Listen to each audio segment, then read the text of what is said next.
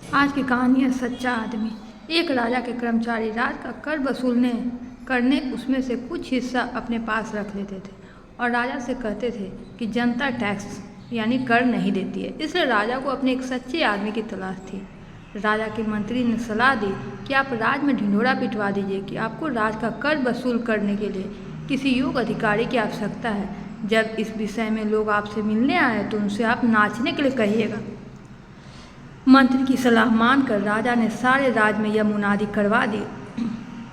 जब आवेदक निश्चित समय पर राजमहल के सामने एकत्रित हुए तो राजा एक कमरे में जाकर बैठ गए।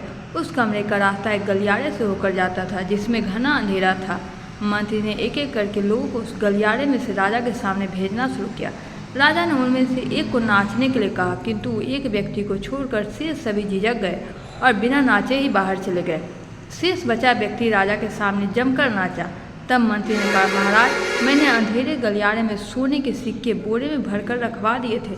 जो बेईमान थे उन्होंने अपनी जेबें मोहरों से भर ली थी। यदि वे नाचते तो उनकी जेब से मोहरें गिरती और उनकी चोरी पकड़ी जाती।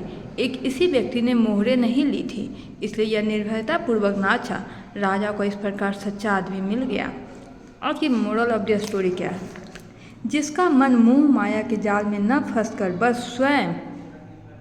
स्वयं पर भरोसा करना जानना है, वास्तव में वही सच्चा इंसान है।